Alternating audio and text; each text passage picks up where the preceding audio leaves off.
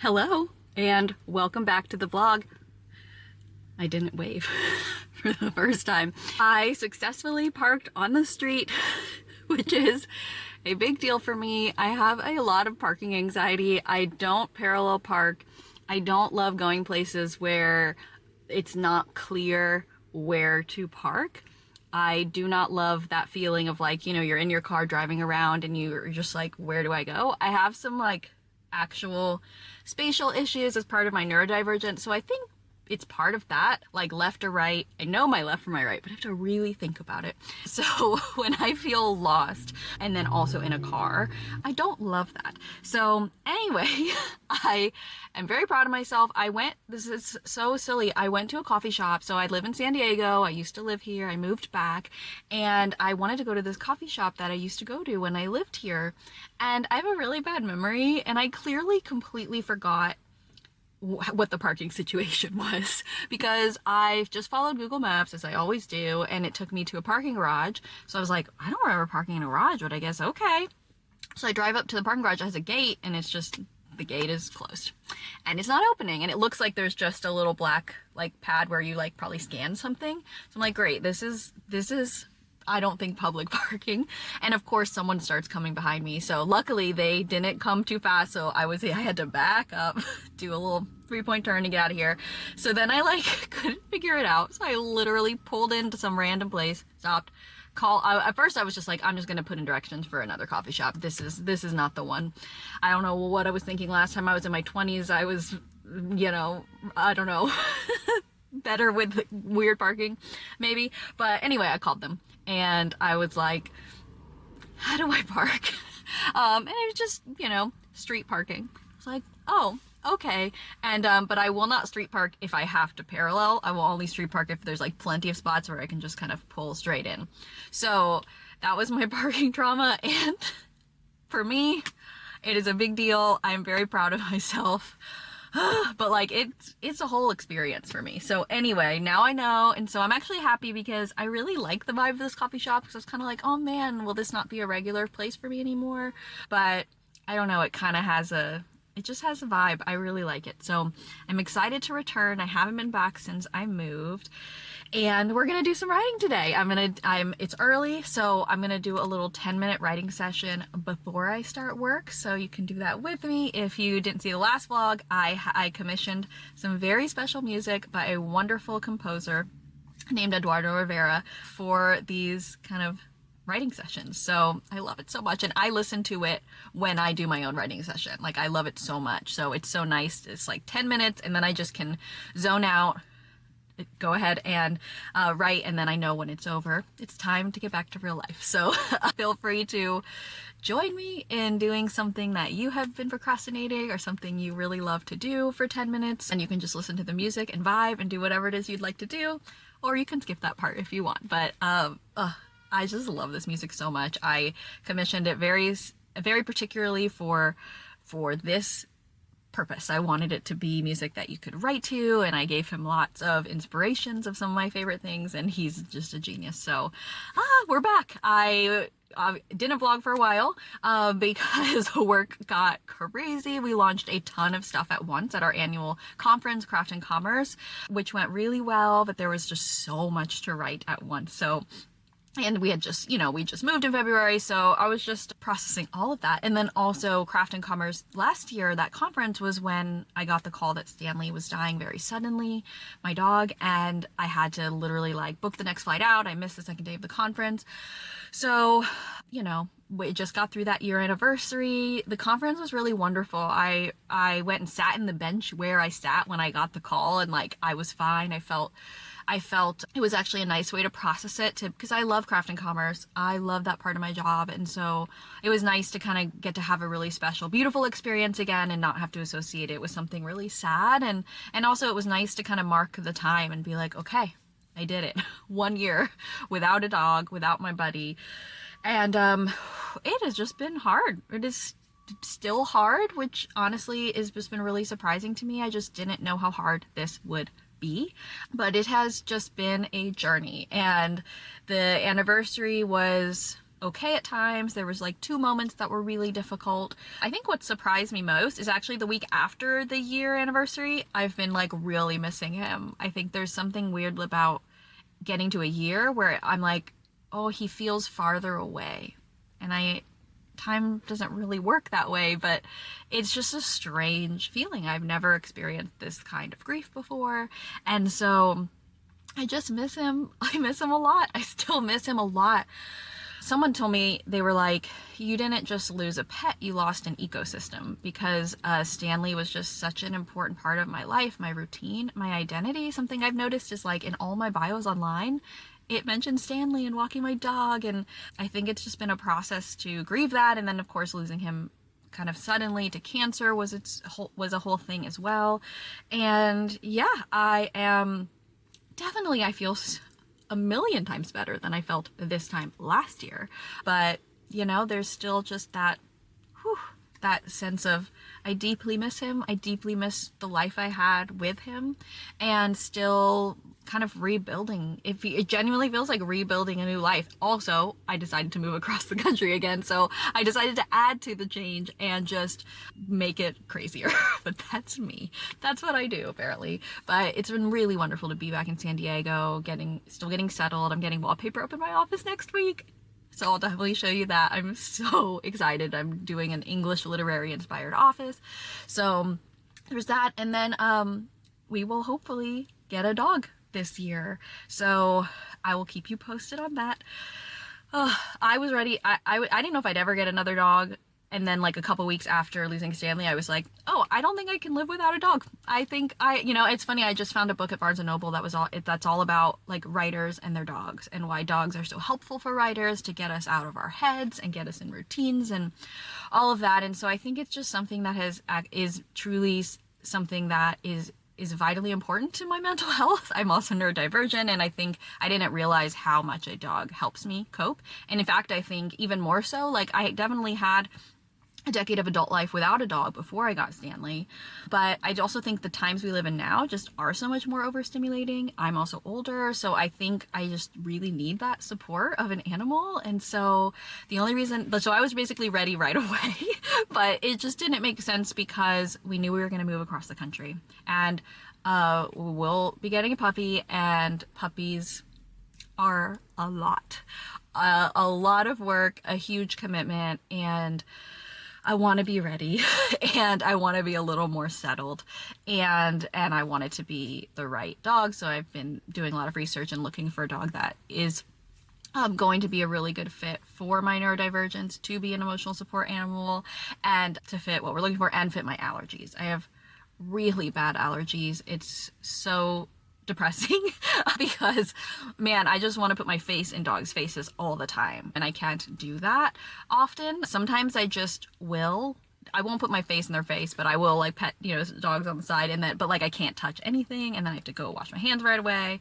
But there is a hypoallergenic little dog in my apartment named Rosa, and she gives me kisses, and I'm not allergic to her, and that's so great. But anyway, it's a whole process. So I'm very hopeful that we will have a dog by Christmas. So I will keep you posted. I cannot wait.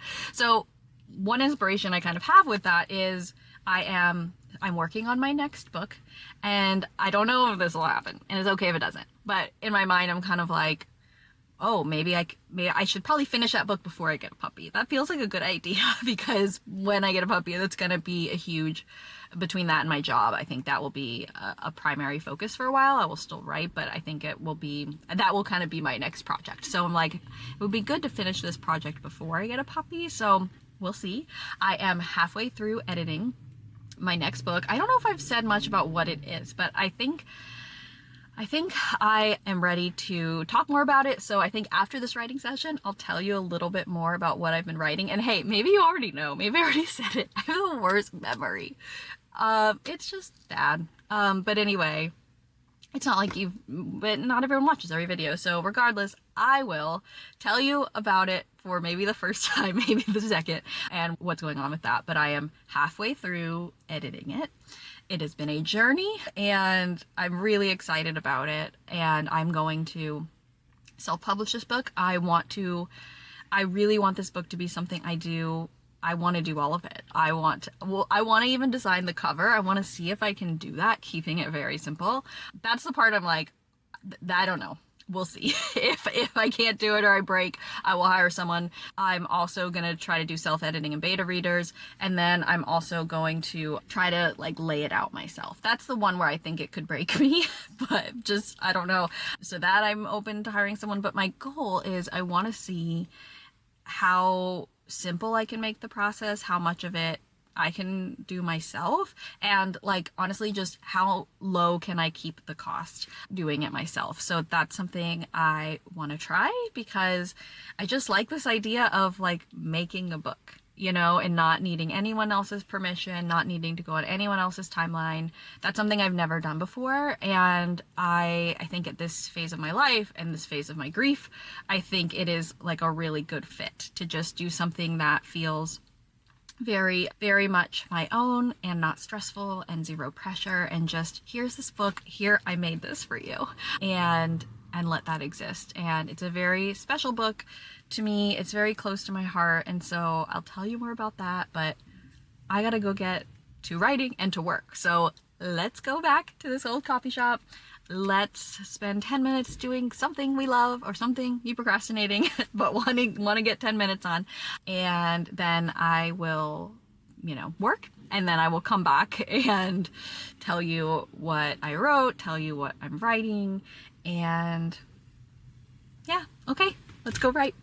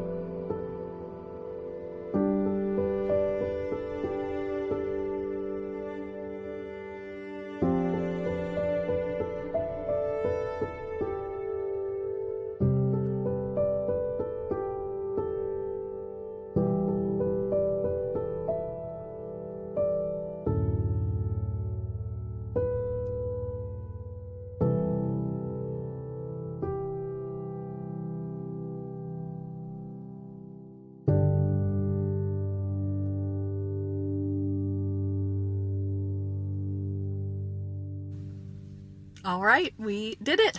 I am on my lunch break now, so I am heading home. Had a good work session, but oh my gosh, that writing session obviously went by so fast. It was only 10 minutes, but I was vibing and it just really made me happy. And I don't know if you could tell, but I was so sad when the song ended and I knew I had to stop writing. But that's always a good feeling because it gives me just a little taste of it, and then I get that excitement, and then I'm like, ooh, maybe I'll work on it tonight too. So I always just love that feeling. I just love writing, and there are so many times, honestly, especially in the last year, with just how hard it was for so many reasons. There were times when I don't know, I really did think, how much is writing going to be part of my life? How many books do I want to write next? Do I want to keep writing books? Do I want to keep writing blogs? I don't know, I just had a little bit of an existential artist crisis. I have been writing my own blog, my own profiles for 10 years now, and my last book took 10 years, and I don't know, I was just having a nice little crisis and really questioning all of it and questioning where I wanted to go as an artist and a writer. And I mean, I think I knew writing would still be a part of my life in some way, but it's been like a focal point of my life for a really long time, and I wasn't sure if it was still going to be the focal point. I mean, obviously I'm a writer for my day job, my career, a lead writer for Kit, a tech company. But I mean, you know, I was just kind of questioning the writing I do outside of that, the writing I do for me, the kinds of stories I tell, the kinds of things I love to do, just trying to figure out, I don't know, what is next, because I honestly was just feeling so uninspired. Probably because of grief, but it still made me question things, you know? Oh my gosh, that's so loud. Hold please. So yeah, just, you know, rethinking and questioning everything in my life. I turn 40 next April.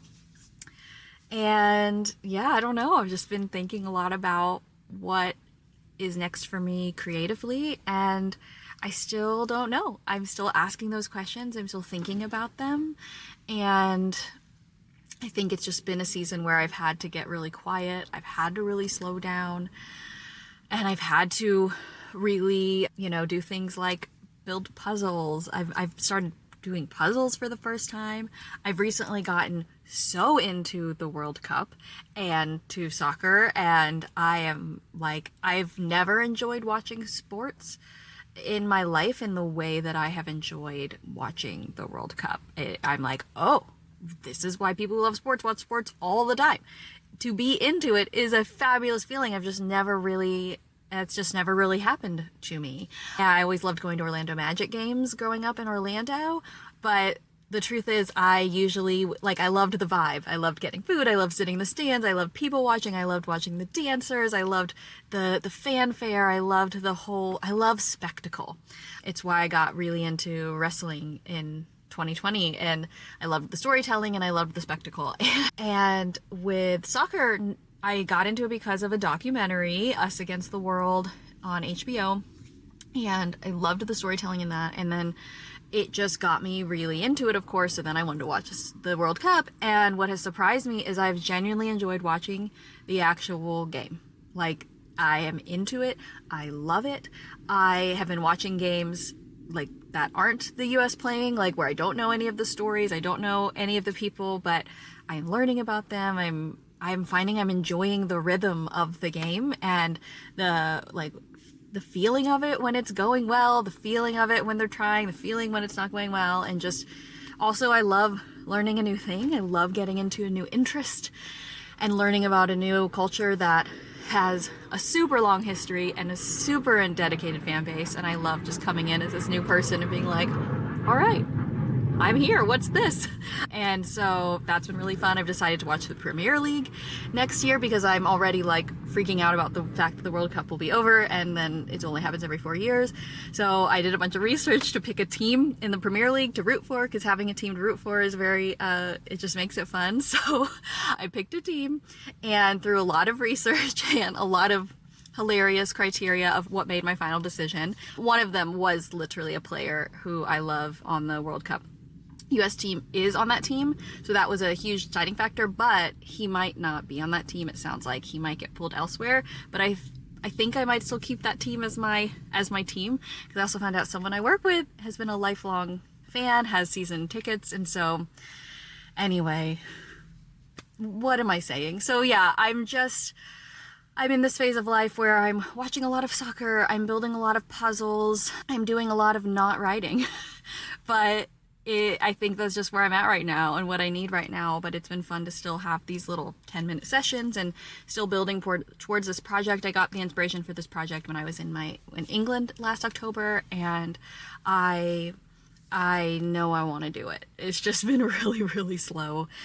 But it's nice that when I'm doing it, like, to feel that spark and feel like, okay, that's still there. I think I am evolving a little bit, but I don't know into what yet in terms of writing. I actually don't know what's next still, but all I know is I want to write this book, and I still have a love for books and writing books, and so I'm curious to see where this one goes and what it feels like to do it all myself, and then we'll go from there. But I've slowed down a ton on like blogging and other things. I'm just sort of, even poetry, like, I'm just taking it very slow. So even this book is a book of things I've already written, and that's just what feels doable to me right now. So anyway, I may have said this before, but the book I'm doing, ooh, it is hot. Okay, I had to turn on the AC. It's kind of hot, which is very rare. But like, my car is hot, but I think I'm in like a little valley. It's June, but late June, but man, San Diego is almost never hot, which I love, but my car was getting a little warm.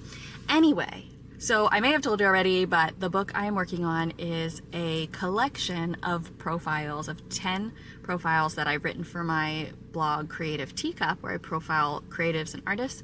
And I've chosen this collection kind of inspired by the 10-year anniversary of Creative Teacup, of writing these stories and profiles for 10 years, and also reading. I had been reading a bunch of books of creative women, and they were really inspiring me, and I kind of wanted to just do one of my own. And so it is 10 profiles of creative women and stories of them going for their dreams, because that's what I've spent the last decade writing about, and I wanted to put their stories in a book because of how books like that have made me feel in my life.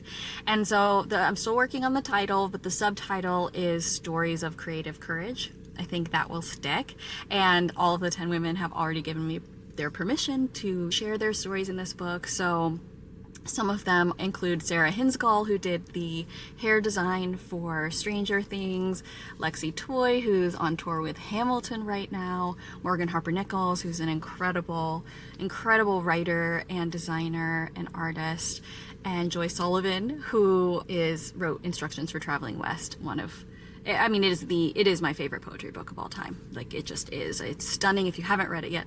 And then also some women like Jada Wan, who was one of the first people I ever profiled, because she was who inspired me to want to write profiles when I read a profile she did of Taylor Swift in Vogue over a decade ago. And reading that again, reading some of the first profiles I ever wrote up to now, I don't reread my work. So what's been interesting and what's been exciting me about this project is these women are still speaking to me with their quotes and their courage and their drive, and getting to live in that space again of these women who just are moving forward in something they really care about. I just always love that. I love that, and it has been really giving me a renewed spark, which has been kind of fun in this time where I'm kind of questioning everything, going back to hearing these women as they were, pursuing something they really cared about, and dealing with all of the twists and turns along the way. I just never tire of those stories. They always help me. They always hit me differently based on where I'm at in my life. It's part of the reason I like to write stories about other people, especially people who are inspiring in some way. So that is what I'm working on, and I'm just doing the first edit now, cleaning up a lot of stuff that, there's a certain style and certain things that totally work well for a blog, but like don't feel right for a book. So that's been kind of fun to play around with and get it sort of in book form. So that's what I'm doing. And then once I finish the first full edit, I kind of have it in a slight timeline order, but I think once I finish, I might order it in a way that also feels like it has some sort of greater arc, because That's how I like to think about things. That's how I did my last book, The Little Book of Big Dreams. And so I'm very intentional about where each story fits in sort of like the larger story. And then of course I'll write an intro and an outro. And there's also some kind of journal questions at the end of each one, or discussion questions, that kind of thing. But yeah, I'm over halfway done editing. I edited Sarah Hinskull story today, who did the hair for Stranger Things, and now I can't wait to keep going. So I might work on it more tonight. But yeah, I gotta go grab lunch and keep working. But it was so good to see you again. I know I can't see you, but you know, I can feel you watching, and I hope that's not weird. Maybe I'll cut that. But you know what I mean? I know a few of you who do watch, and you tell me in DMs, and it makes me very happy. You're awesome. And I missed you, and so I'm so happy to be back, to be doing this again. So we're gonna keep going, keep writing, and I will keep you posted on the progress of self-publishing my first book. So let's go. Bye. Nope, she's still waving. It is what it is.